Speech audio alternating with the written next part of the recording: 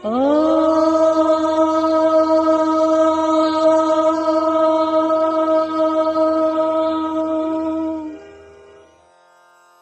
शांति। हम आपको सिंध हैदराबाद में ले चलती हूँ। वहाँ से हम आप लोग को सबको शुरू करते हैं। तो उन बहुओं की कहानी तो अब अनेक अपनी अपनी लंबी है। दिन से रात, रात से दिन बीत जाए की लंबी कहानी है। जब छोटे थे रामा हाथी रमनी 1922 ईयर मेरा बर्थ ईयर, मैट्रिक 15 बरस की हूँ जब की मुझे यादगिरी है। तो हम वैसे तो बचपन जरा इस भक्ति में अच्छा था, दुनिया की तरफ में पहले से ही नहीं था, शुरू से ही नहीं था। जिसका एग्जाम्पल है, मैंने लाइफ में आज तक थिएटर क्या है कभी देखा है, कभी नहीं देखा। और शायद बचपन में कुछ खाया है, नहीं तो मैं ज्ञान में आने से पहले ही वेजिटेरियन थी। नहीं तो सिंधी परिवार में वेजिटेरियन शायद ही कोई होता, लेकिन हम वेजिटेरियन थी। मैं नहीं खाती थी, थोड़ा साधु वासवानी को मानती थी। सुना है ना साधु वासवानी? तो क्या टोटल इतना था कि बिल्कुल साथ में एक मंदिर था। मैं इतनी छोटी होते भी मेरी ड्यूटी थी कि रात को मैं मंदिर में जाना और सब कुछ वो नहीं पूजा करके और सुलाना करना, मंदिर को बंद करना। जबकि मैं ये 12-13 बरस की हूँ जब की मुझे यादगिरी है। और एक छोटा सा मुझे ये भी मंत्र याद है कि मैं हमेशा कहती थी, जीवन में आशा रखना ज्ञान है। क्यों कहती थी ये मुझे पता नहीं। इच्छा मात्रम अविद्या, ये उसका जीवन माना जाता है। मैं इसको मानती थी। इच्छा कभी नहीं कोई करनी चाहिए, जो मिले सो ठीक। घर में फैमिली में सिर्फ हम अकेली हूँ। 3 बहनें है लौकिक, लेकिन सब शादी की हुई थी, तो मैं तो अकेली थी घर में। फैमिली में सिर्फ लौकिक माँ बाप और मैं। और बाप जो है वो वेदांत पढ़ता था, बहुत वेद, और इसलिए वो उसमें मस्त भी रहता था, बाकी अपने धंधे में जाना। इसलिए वो भी कोई इतना घर में कोई ना कोई भाई बहने और थी, ना कोई अटैचमेंट का इतना था। मतलब और टोटल घर में भक्ति रहती थी, वो भी भक्ति में, अपनी भक्ति में इसमें मस्त। हाँ, ये जरूर था कि घर में एक अकेली बच्ची थी, तो क्या लौकिक में बहनों के जो पति होते वे समझते हमारे लिए तो यही एक है। वे बहुत कोशिश करते थे हमको साथ ले घुमाना फिरना, मैं जाती देखने के लिए।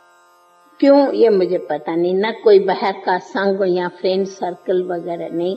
अपना स्कूल में आना और अपना मंदिर में जाना, कोई करके थोड़ा खेल कूद करना, क्योंकि बहुत बड़े मैदान होता था घर के बाजू बाजू।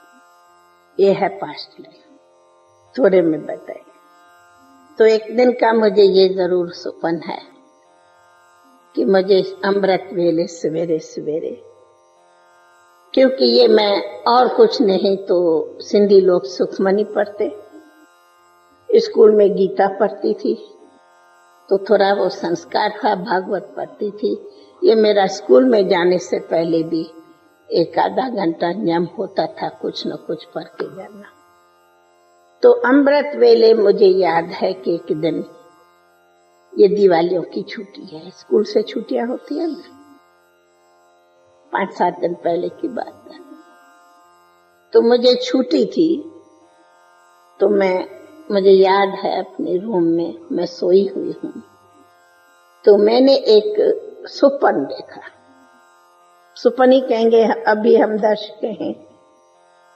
तो मेरे सामने एक बहुत सुंदर, बहुत शाही ग्रीन गार्डन था।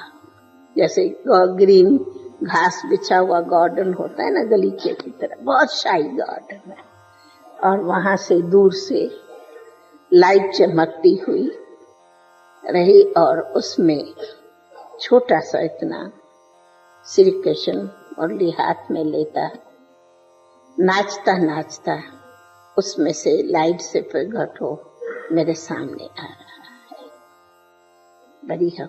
बहुत हर्षित हो रही हूँ, पर ये मुझे पता नहीं मैं जाग रही हूँ या नहीं। मुझे लगता है सवेरे 4 बजे, 3-4 बजे का टाइम है, मुझे नींद है। तो सपनी कहेंगे या जागृत कहो, जो भी समझो। तो मैं जब भी वो देख रही थी, तो जब नजदीक में आया तो ये मैंने देखा कि बिल्कुल उसी के इतना आगे ये इतना छोटा सा कृष्ण है, पीछे में ब्रह्मा बाबा है। जबकि मैं कभी ब्रह्मा बाबा को देखा नहीं। रिश्तेदारी कोई नजदीकी हमारी थी नहीं, लेकिन बाबा के पास सत्संग होता था तो लौकिक माँ बाप जाते थे पहले। जो नहीं बाबा कहते मेरे गुरु का, मुझे गुरु ने पहले, ये तभी की बात है, उस टाइम की नजदीकी बात। तो बड़े तो आपस में जानते हैं, पर मैं नहीं जानती थी या मैं कभी देखा भी नहीं था। तो ऐसे मैंने देखा कि नहीं सुनते हैं कि सत्यनारायण भगवान बूढ़े वेश में आता है, ऐसी कथा में सुनते हैं ना। तो मैंने देखा कि श्री कृष्ण के पीछे वो सफेद सफेद वेशधारी एक फरिश्ता लाइट में आ रहा है। बिल्कुल हमें वही लगे जो कथा में सुनते थे कि बूढ़े वेश में भगवान आता। तो मैं उनको बिल्कुल भगवान के रूप में देख रही थी। तो जितना ही प्यारा वो लगे उतना ही प्यारा कृष्ण लगे। अब इसको देखूं या उसको देखूं, किसको लागू पाए, कहा जाता। खैर, और बड़े एक सिर्फ इतना बड़े मीठी दृष्टि दे, बेटी बेटी दृष्टि दे के और गायब हो गए। मेरी आंख खुल गई और मुझे वो सीन सारा दिन घूमती रही।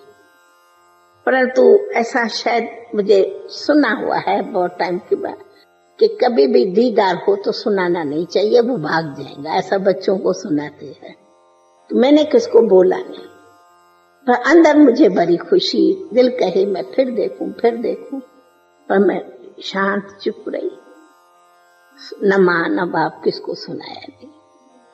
तो क्या हुआ कि एक मेरी फ्रेंड थी, क्लास फेलो, क्योंकि मैं उस टाइम में मैट्रिक पढ़ रही हूँ और उसी स्कूल में मम्मा मेरे साथ है।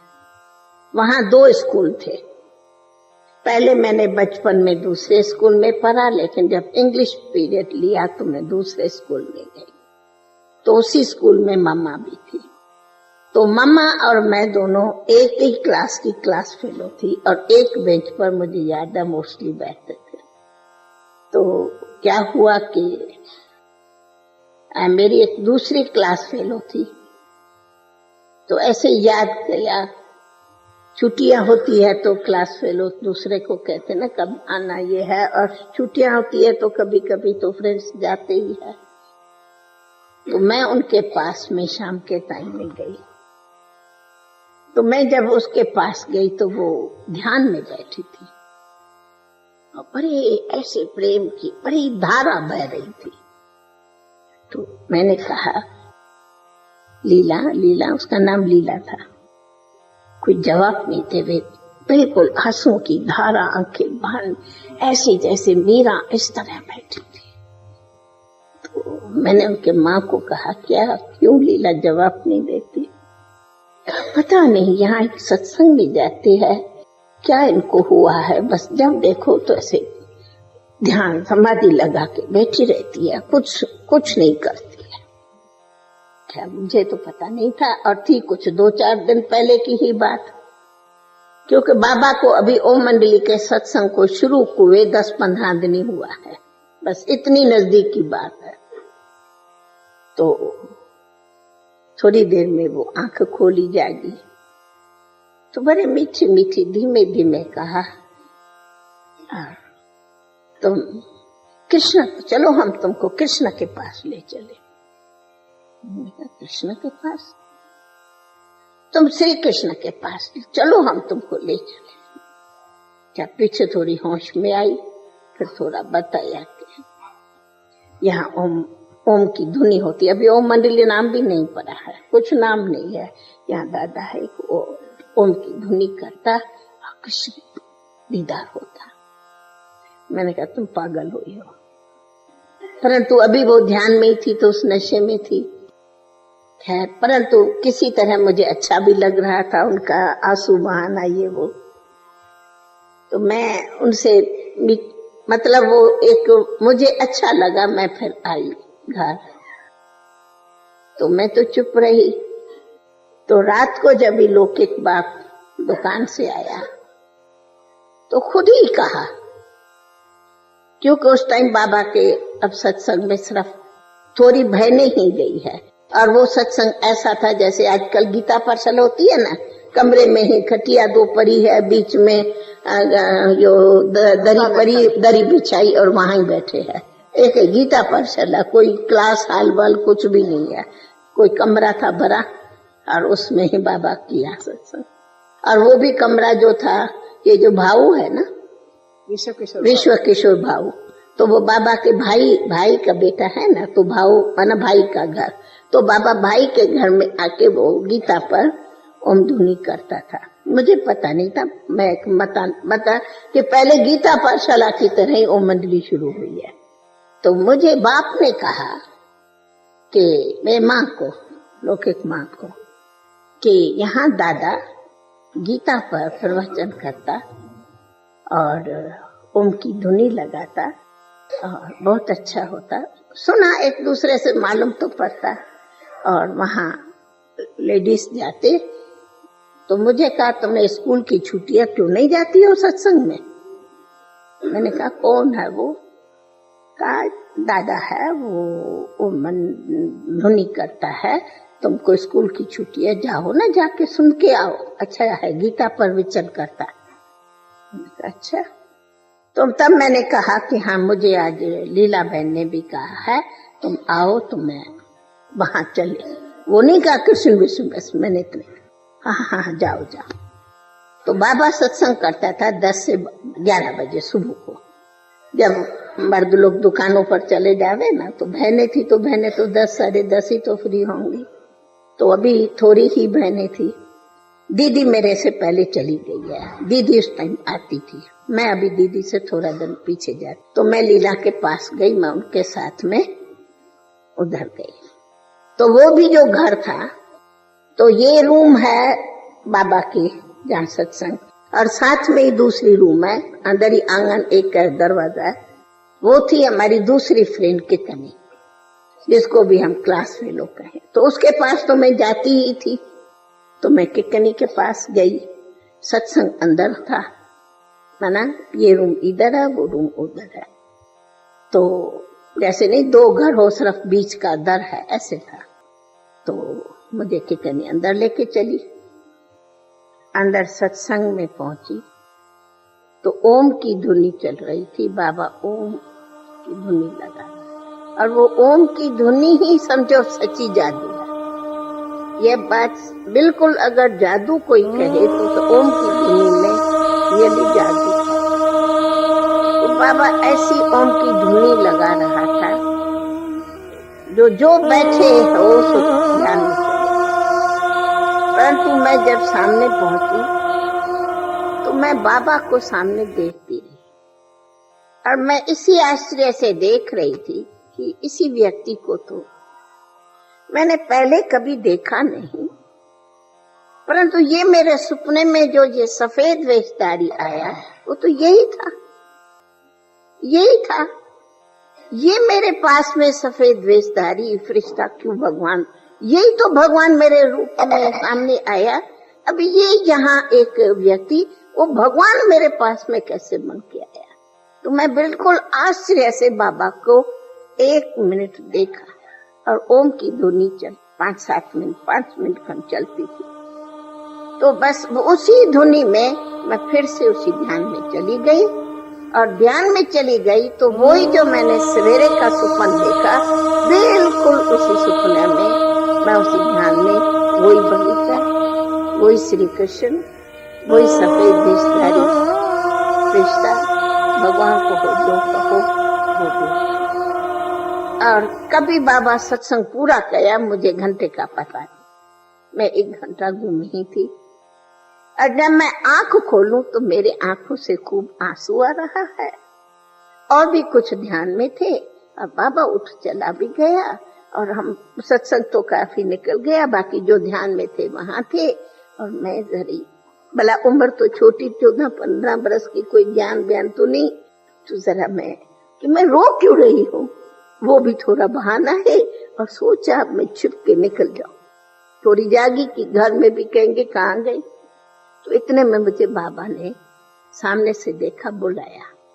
अरे मेरे तो टांगों से ही पानी निकल गया कि ये मुझे क्यों बुलाता है बाबा, क्यों? बच्चे होते, एक नया, कभी देखा नहीं। खैर, पर मुझे अच्छा भी लगे।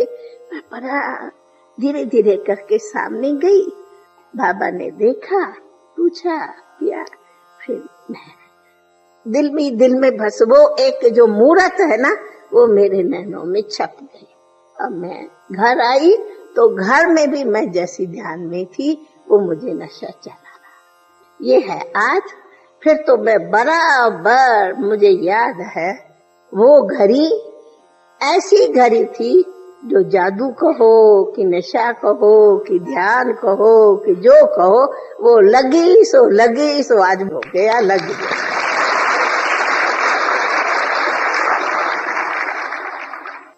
तो मुझे याद है कि समझो ये दिवाली के दिन की बात है, या मैं 1 दिन पहले आई हूँ या 2 दिन पहले, फिर दिवाली है।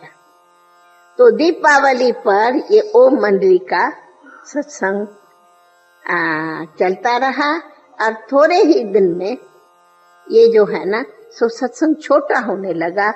तो एक था भाऊ का घर, एक था बाबा का घर।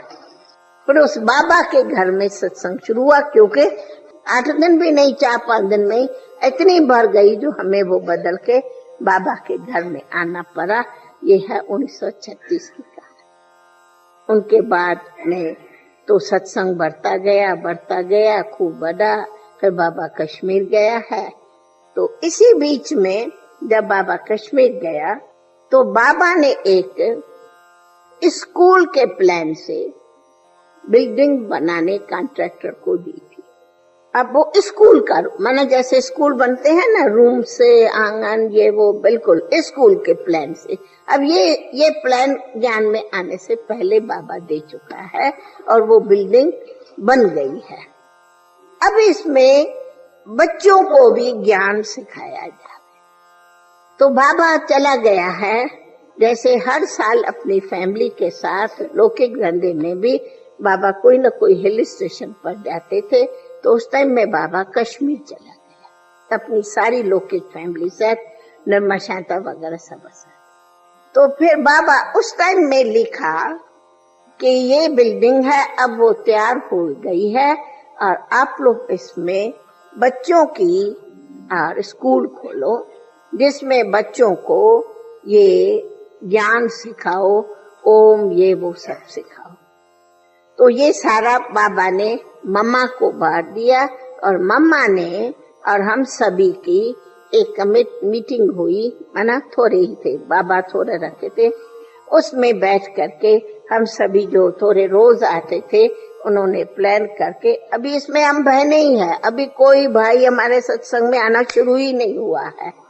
तो ज्ञान तो इतना समझा था, जो लेक्चर करते थे वो नाने काके मामे पगड़ी वाले सब बैठते थे, पता नहीं क्या बोलते थे, हमें ये ज्ञान पूछो तो समझ में भी नहीं आता, शुभम शुभम कहते थे, और इतने कि ये विद्वानों को भी हम जीतेंगे। अरे मुझे याद है कि ये ललकार करते थे कि अगर हमसे पूछो वो कुछ नहीं थी, पता नहीं कौन सी बाबा की शक्ति चाबी भरी, और नहीं तो इतनी उम्र की है।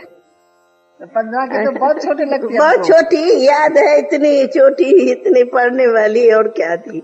खैर, लेकिन बड़ा बड़ा लेक्चर करते थे, ओम की धुनी लगते थे, और वे भी हमारी भाषण को सुन के खुश होते थे। वाह रे हमारी बच्चियां, ये है बाबा की वंडरफुल जादू। खैर, फिर बात आई कि तो जब बाबा ने लिखा, फिर हमने तैयारी की।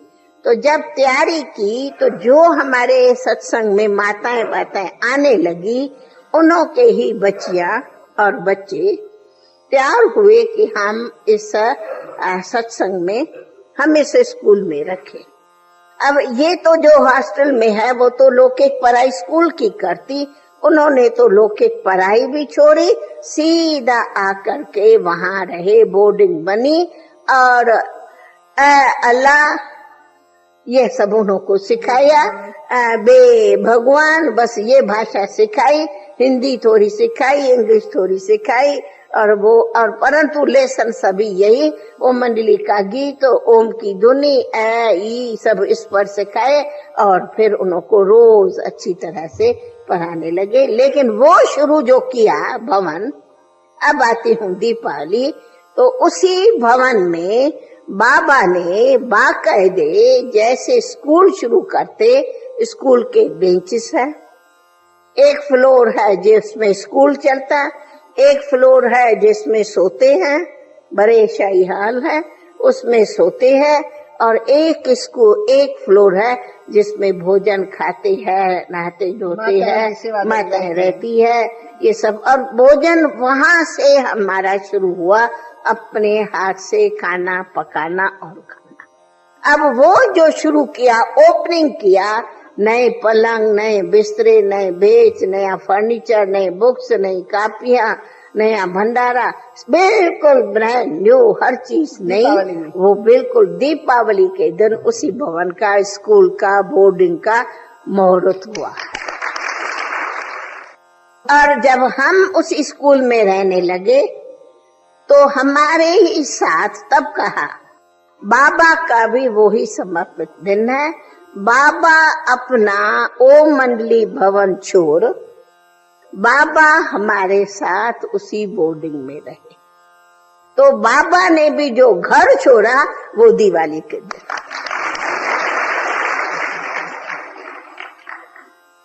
सुना? अब हमारे बोर्डिंग में ऐसे 3 फ्लोर थे और ऐसे भी 3 पार्ट थे।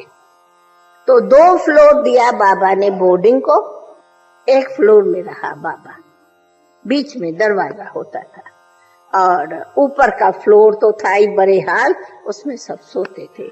मेरा ख्याल है कि करीब पहले ही दिन में 60 बच्चे बच्चियां थी, जिसका सैंपल गुलजार बहन आप लोग के सामने है, ईशु बहन सामने है, ये सब लच्छू, ये सभी पालू बहन, ये सब उस बोर्डिंग की सैंपल है जो आप सबके सामने है।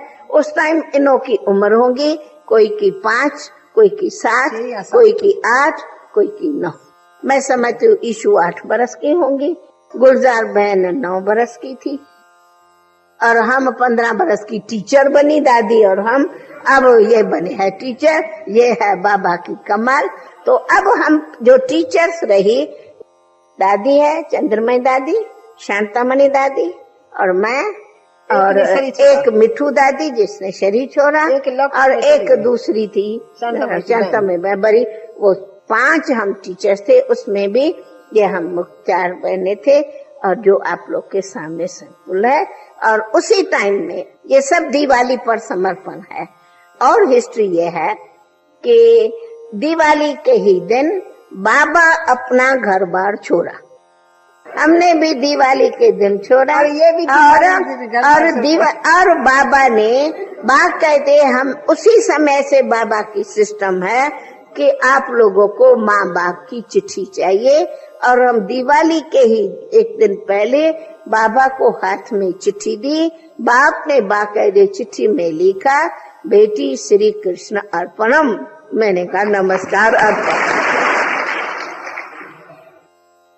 तो अब बाबा ने भी फिर कहा कि ये जसोदा मना निर्मल शांता की लौकिक माँ बाबा सब अर्पणम, शिव बाबा क्या कुछ चिट्ठी लिखी है उसमें सब अर्पणम हो बाबा गया। ने भी पत्र लिखा है, बाबा ने भी जसोदा पत्र ने लिखा, जो बाबा की धर्म पत्नी थी लौकिक, उसने भी लिखा, सब समझो समर्पण। सब ने चिट्ठी लिख के ओम मंडली माता को समर्पणम, ये बाबा का भी खुद का पत्र लिखा।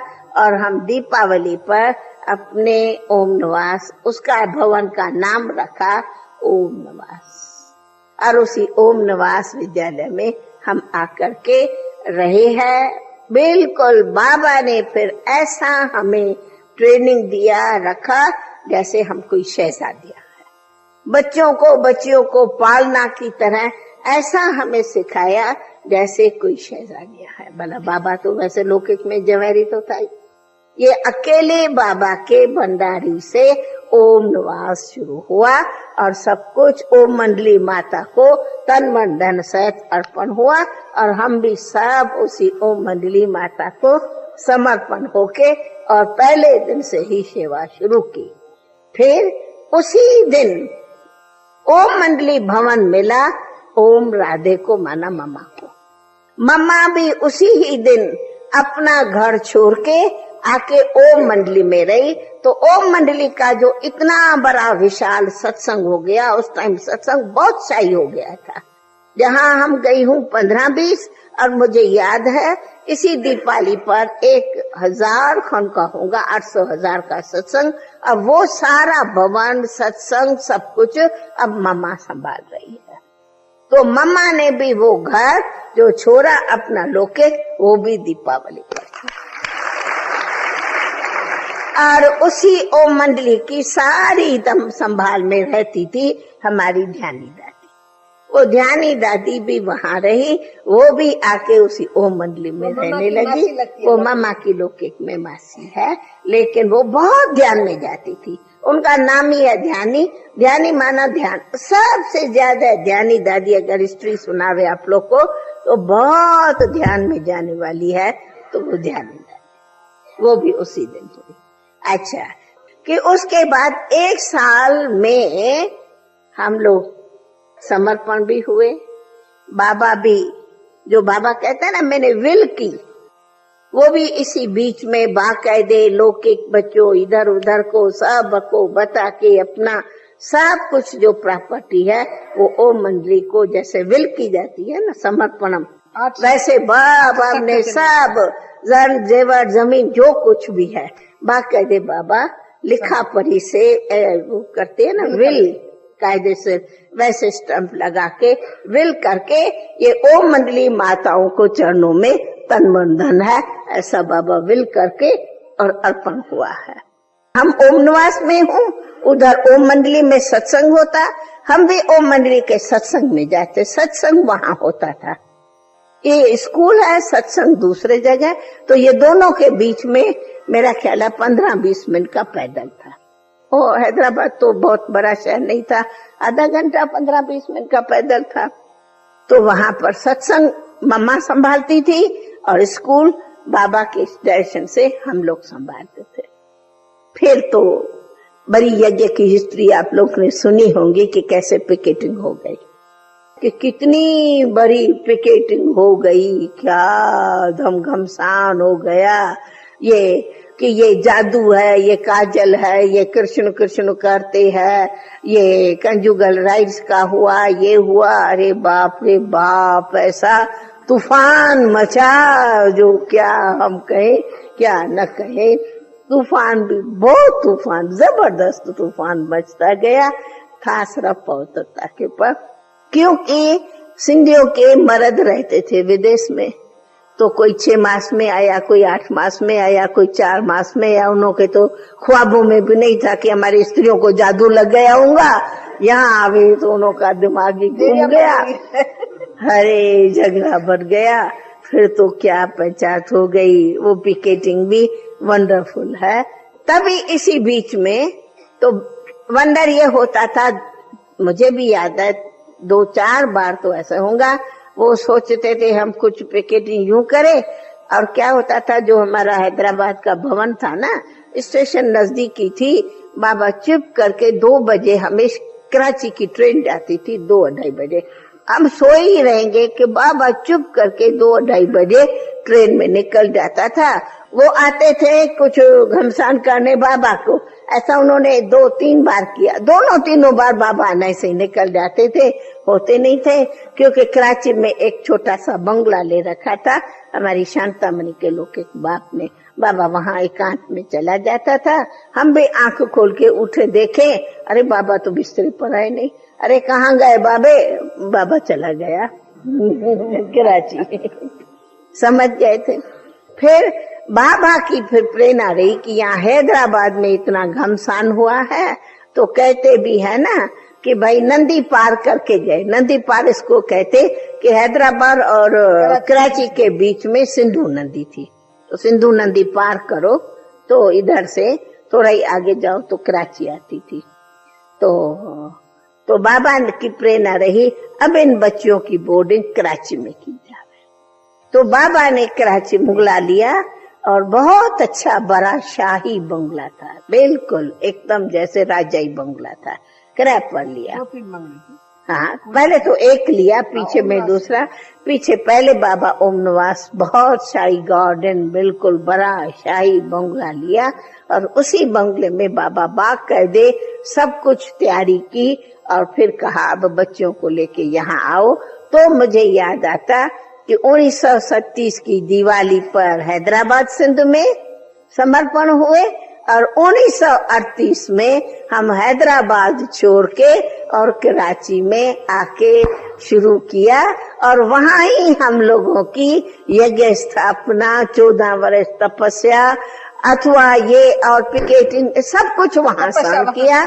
वारंट जो कुछ हिस्ट्री है वो सब इसी ओम निवास की कराची की हिस्ट्री है, लेकिन हम आए हैं उसी ओम निवास में भी 1938 में। इसीलिए दीपावली 1936 ओमनली, दीपावली 1937 ओम निवास हैदराबाद और दीपावली 1938 कराची। ये है यज्ञ रचना का दीपावली का। सुना, इसी 2 साल में समर्पण भी हुए, इसी 2 साल में वारंट निकले, इसी 2 सालों में अपने टॉर्चर्स भी बहुत हुआ, इसी 2 सालों में ये हमारी बांदेलियां छुटेली बनी। मैं 2 मिनट मम्मा की हिस्ट्री सुनाऊं। अच्छा, जन्म पंजाब का है लेकिन मम्मा की फैमिली लोग के बाप वगैरह बॉम्बे था, तो मम्मा पढ़ी बॉम्बे में। फिर लौकिक बाप ने शरी छोड़ा तो फिर बड़ा मम्मा हैदराबाद में आई। तो मम्मा, अगर मैं हिस्ट्री में कहूँ तो मम्मा बहुत गाने में बहुत होशियार। मैंने बताया कि मम्मा बहुत स्वीट, मम्मा बहुत गंभीर, मम्मा बहुत गाने में होशियार, मम्मा बहुत डांस में होशियार। क्यों? बॉम्बे की डांस सीखी थी। ये मेरे क्लास फेलो का अनुभव है। तो मम्मा तो होशियार थी ही। तो जब मम्मा ज्ञान में आई, मम्मा बाजा खुद चलाती थी, अभी नहीं आता, मम्मा खुद बजाती थी।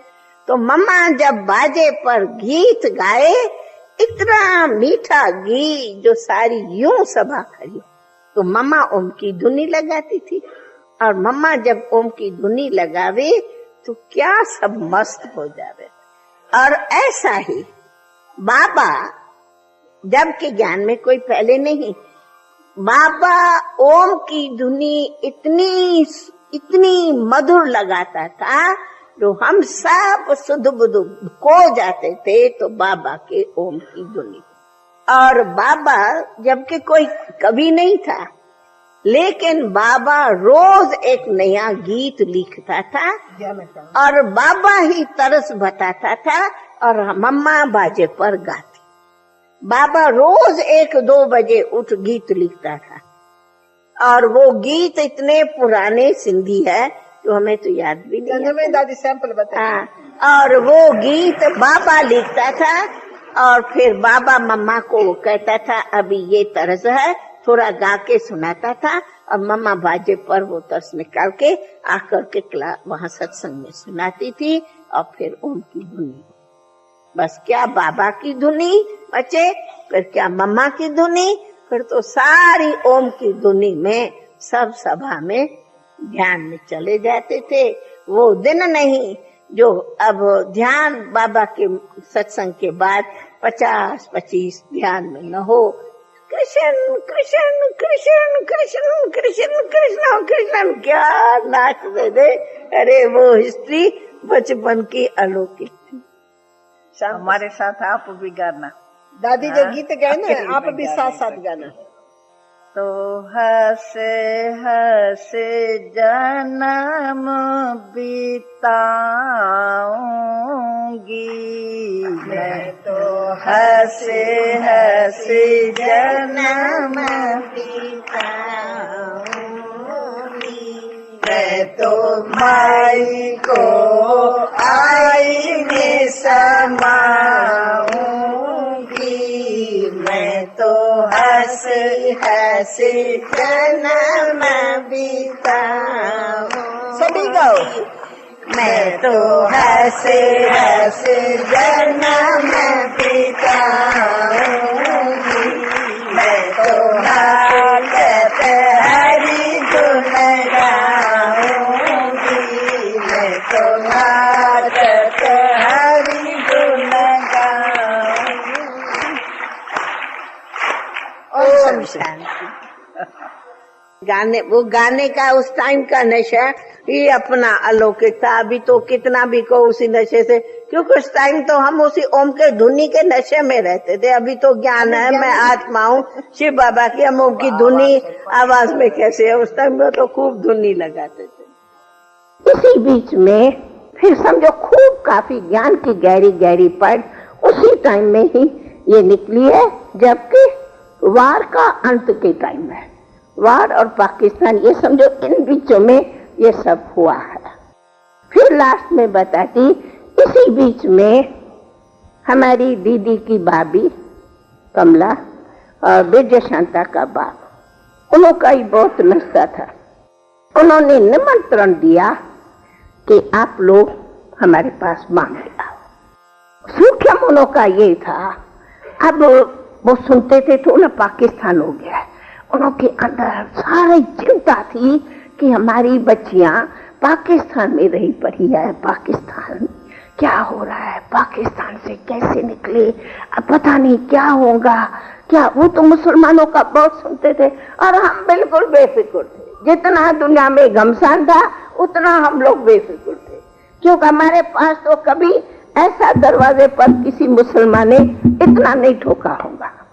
बिल्कुल, जब तो मालूम है यहाँ लेडीज रहते, कोई नहीं, समझो हम एकदम बाबा की गोदी में सेफ बैठे थे। इतना मात्र भी हमारे पास में पाकिस्तान का हमारे पास में असर नहीं था। ये भी कलेक्टर करता था तभी। कभी इत्तेफाक बार रोड से गाड़ियों का आवाज आता था, गाड़ी से थका हुई और खून की नदी बह गई, वो कभी कभी इत्तेफाक देख लेते थे कि खून की नदी बह रही है। तो बाबा हमें कहते थे, बच्ची दुनिया को देखना ही नहीं है, न गैलरी पर खड़े न हो। देखो हम गैलरी पर ही नहीं खड़े हुए जो रोड को देखे, तो हम तो अंदर मौज में रहते थे और तपस्या का बहुत चलता था, तो हम तो उसी मस्ती में, बाबा ने ऐसी मस्ती दी, इतना बाबा की मस्ती में रहते थे। जो दुनिया में लड़ाई भी है कि पाकिस्तान है, भारत में क्या हो रहा है, यहाँ क्यों है, हमारे को डर भी नहीं था, हम तो मौज में रहते थे। उसी टाइम बाबा ने ये कहा, तो कमला ने दिया हमें निमंत्रण, तो बाबा ने कहा अच्छा जाओ। उसने रिटर्न टिकट विकेट भी भेजी। हम आए बॉम्बे, तो बॉम्बे आए हम 5 आए, कमला के पास दीदी, हम, आनंद किशोर, निर्मला शांता और शील पीछे आती है। तो हमने आकर के कमला के पास समझो एक जैसे क्लास शुरू किया तो कई आजू बाजू की गोपकाएं आने लगी। गोपकाएं अभी हम कहती, उनको ज्ञान सुनाने लगे, उनको बड़ा अच्छा ज्ञान लगे। ऐसे करके हम 3 मास वहां रहे। उसी में मूलचंद ने बहुत जोर रखा कि आप लोग अब हिंदुस्तान में आओ।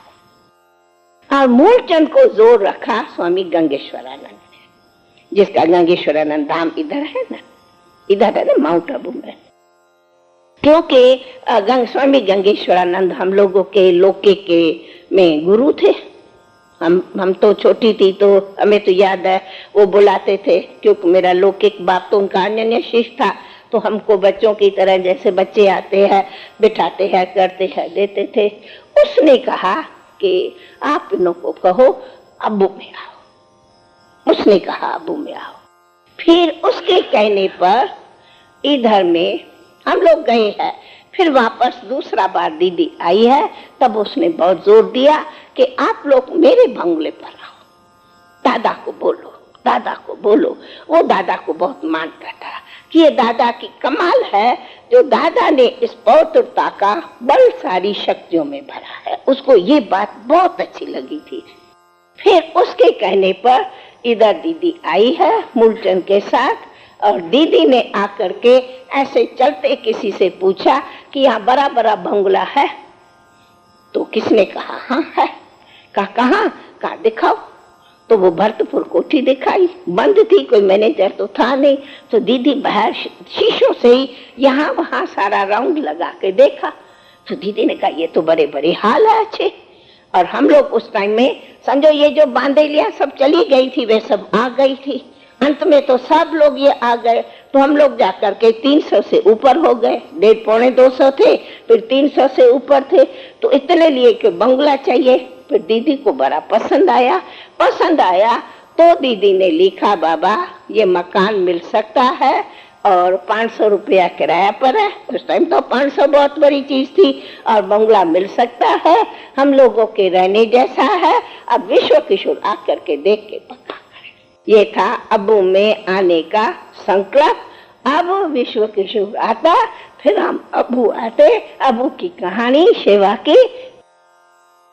हमेशा मेरे जीवन का लक्ष्य रहा एक तो आज्ञाकारी, ओबीडियंट, ऑनेस्टी, अथवा कहें कि रियलिटी, प्योरिटी और एवर रेडी, और हम कहेंगे कि बिल्कुल दुनिया से बेहद का वैराग, बिल्कुल त्याग, कुछ भी नहीं, बस एक से बाबा, उनकी सेवा, दूसरा कुछ नहीं मुझे करना है। और आने से सबसे पहला तो जो बाबा लोग दुनिया में मोह होता, वो मेरा आने से ही मोह खत्म हो गया। बस मेरे लिए जीवन में सब कुछ बाबा है, अथवा ये बाबा है, और कुछ नहीं रहता। तो इतना ही बाबा भी हमारे को हर कार्य में आगे निमित्त बनाता है। ये तो बाबा के वरदान है। क्वालिटी भी प्रभु की शक्ति से एक प्रैक्टिकली बन जाती है। तो नेचुरल क्वालिफिकेशन नहीं कहेंगे, बल संस्कार भी है, लेकिन विशेष तो मैं कहेंगी कि बाबा के जितना कहा जाता है तुम फेथ रखो, उतना तुम्हें फेथफुल समझ के वरदान मिलता। तो जितना मेरा बाबा से प्यार था या फेथ था, उतना 100 गुना बाबा से मुझे ये वरदान मिलता गया। और मैं बाबा से एकदम ओबीडियंट ऑनेस्ट। नीचे भैया मैं बॉम्बे में सदाई सेवा पर रही, तो मैं यहाँ 3 दिन पहले कोई पार्टी के साथ आई और हम सिर्फ 2 दिन के लिए ही आई थी। बाबा भी हमेशा मुझे यहाँ सेवा के कारण 2-3 दिन से ज्यादा छुट्टी नहीं देता था। लेकिन अनायास ही बाबा ने स्वयं कहा बेटी और आप मधुबन में रह जाओ, अभी आप बॉम्बे में, कोई जरूरी कार्य न हो तो नहीं जाओ। मैंने कहा बाबा अभी कोई बॉम्बे में कोई विशेष कार्य यानी प्रोग्राम नहीं है, मैं रह सकती हूँ। तो पार्टी चली गई और मैं बाबा के पास रही। ये 17 तारीख की बात है और 18 सवेरे से बाबा मुझे अंगुली लेके ये चारों तरफ मधुबन घुमाता रहा। और रात को क्लास उसी दिन हमने कहा बाबा आज तो घर है और हम क्लास लेट न करके जल्दी करें, बाबा ने कहा हाँ बच्ची, भले जल्दी सब भोजन करो और बाबा जल्दी क्लास में सवेल में आएंगे। हमेशा क्लास 9 बजे रात को होता था और उसी दिन क्लास रात को 8 बजे ही शुरू किया। बाबा 8 बजे क्लास में चले और 8:30 बजे बाबा वहां से मुरली पूरी करके और उठे। तो बात ये थी कि बाबा ने लास्ट में, उसी वाणी के लास्ट में कहा, हे बच्चों, तुम्हें सदा निराकारी, निर्विकारी, निरअहंकारी स्थिति रखने से ही तुम आगे ऊंच से ऊंच बन सकते। ऐसे करके बाबा उठ करके, वैसे हमेशा से नहीं, उठ करके बाबा ने कहा, अच्छा बच्चे, नमस्ते, विदाई। बाबा कभी विदाई शब्द नहीं बोलता था। और ऐसे करके सब हम बच्चों से विदाई करके और अपने रूम में चले गए। तो जब रूम में चले गए तो हम कभी बाबा के रात के टाइम में रूम में जाते नहीं है, लेकिन अनैसे ही हमें ख्याल आया कि मैं बाबा के पास रूम में जाके और हम गुड नाइट करके आती हूँ। तो मैं जब कमरे में गई तो बाबा अपने पलंग पर बैठा था। तो मैं जब कहा, सामने खड़ी हुई, तो बाबा कुछ बोला नहीं, हमें दृष्टि देता रहा। मैं समझती हूँ मिनट 2 के बाद बाबा, जैसे अब मैं ऐसे बैठी हूँ वैसे बाबा पलंग पर ऐसे टर्न हो करके बैठा, टांगे नीचे थी और मेरा सामने में हाथ पकड़ा। कुछ सेकंड ही कहूंगी, जैसे बाबा ने मेरा हाथ पकड़ा, सेकंड के अंदर वो हाथ जो है वो लाइट होता गया। पकड़ा हुआ हाथ मेरा स्लोली लाइट होता गया और मैंने देखा कि बाबा के नैनों से एक लाइट यूं चली और लगे कि वो लाइट जैसे कि निकल कहाँ गई नहीं, लेकिन उस लाइट से बहुत बड़ी विल पावर मेरे में आती। मुझे लगा कि ये क्या हो रहा है। बहुत बड़ी पावर्स, जिसको कहीं पावर्स कहो, ब्लेसिंग कहो, वो उस सेकंड के अंदर मुझे अनुभव होती गई। और परंतु मुझे ये नहीं ख्याल हो रहा था कि बाबा कोई व्यक्त से अव्यक्त। तो मैंने कुछ घड़ी के बाद जब कहा हाथ पकड़ा, तो हाथ पकड़ने में नहीं आया। तो मैंने कहा बाबा, बाबा मुझे दृष्टि दे ही रहा था, तो मैंने कहा बाबा बाबा बाबा, तो मुझे कोई आवाज तो आया नहीं। और इतने में ये सब समझे कि बाबा व्यक्त से अव्यक्त हो। परंतु मेरे पर्सनल में ये बिल्कुल फीलिंग नहीं हुई कि बाबा हमें कोई छोड़ गया।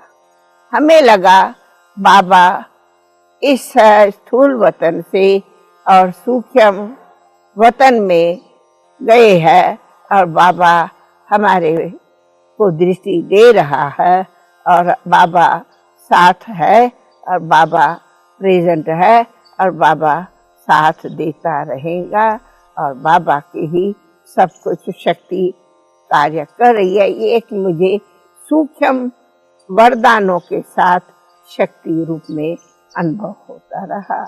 फिर तो थोड़ी देर के बाद सबको ये मालूम हुआ कि बाबा अव्यक्त हुआ।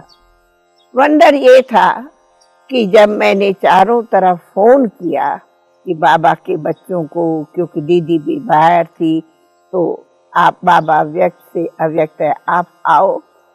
तो मैं फोन जब कर रही हूँ तो भी मुझे अंदर से बिल्कुल नहीं फील था कि बाबा कोई छोड़ गए हैं। नहीं, बाबा साथ है, बाबा साथ रहेगा। सब बच्चे आओ बाबा के पास आकर के बाबा से अपनी अपनी रूहानी शक्ति लियो, ऐसा मुझे अनुभव हो रहा था। और उसी शक्ति से हमने सबको फोन करके कहा कि मधुबन पहुंच जाओ, बाबा सभी का स्वागत करेगा। ऐसे मुझे दिल से बहुत बड़ी एक, चाहे ब्लेसिंग कहो, चाहे शक्ति कहो, चाहे बाबा की जो कहो, मुझे सदा मिलती रहती। अभी तक भी मेरे को गाइड अगर करता है तो बाबा ही करता। बाबा के गाइडेंस के अंदर ही हम चल रही हूँ और वही मुझे चला रहा है, वही मुझे गाइड करता। इसलिए आप लोग भले समझो दादी करती, लेकिन मैं कुछ नहीं करती, कराने वाला मेरे से करा रहा है। ये मेरा सदी का अनुभव है। मैं निमित्त इंस्ट्रूमेंट हूँ और तू ही करता, तू ही कराता, तू ही देता, तू ही लेता। हम सदी वही अनुभव। सर्व भाई बहनों को एक शुभ संदेश देती कि ये समय है सभी के दिलों में शांति की शक्ति अथवा पवित्रता की शक्ति को धारण। तो आप हम सभी मनुष्य आत्माओं का जो सुप्रीम फादर है, जिसको फादर कहो, सुप्रीम सतगुरु कहो, गॉड कहो, शिव बाबा कहो, उनका एक सबके कल्याण के लिए, सबके शांति और सुखी खुशी प्राप्त करने लिए संदेश है कि अब आप सब अपने को बिंदु ज्योति आत्मा जानो। जो बिंदु ज्योति आत्मा चैतन्य शक्ति शरीर को चलाती, और उसको जानने से ये जानो कि तुम आत्माओं का वास्तव में ये सृष्टि कर्म क्षेत्र है पाठ बजाने लिए, पर आप सब आत्माओं का घर जो है वो स्वीट साइलेंस इनकॉर्पोरियल वर्ल्ड है। जिस इनकॉर्पोरियल वर्ल्ड में ही incorporeal god father, supreme father रहते हैं, जो कहते मुझे पहचानो, मुझे याद करो, तो तुम्हें सब पाप भी भस्म होंगे और तुम्हें ऐसी शक्ति मिलेगी जो तुम सदा ही पीसफुल, लवफुल और हैप्पी रह सकते। आप सब भी ऐसी स्मृतियां ले बाबा के वतन में चलो। अब तो यही एक गीत है, यही तमन्ना है, यही तमन्ना है। बाबा के वतन में चलो बुला रहा है। ओम शांति, ओम शांति, ओम शांति।